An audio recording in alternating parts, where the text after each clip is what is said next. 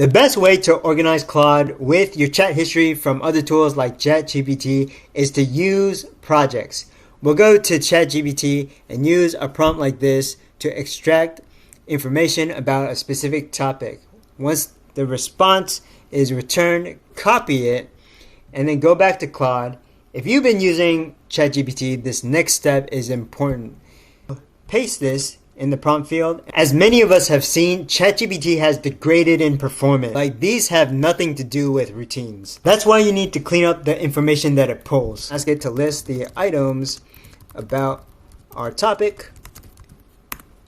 And once it returns the specific information we need, we'll copy this, exit out of this chat, and then go to the left navigation, click on projects, add a new project, name your project, paste in the context that you copied, create project, and this is where you can interact, chat with your project. Your history will show up here, add custom instructions, and add files for more context. When you go back to the project main page, you'll see your project there. If you found this useful, like the video and leave a comment. If you want more content on AI, workflow automation, and analytics, subscribe to the channel.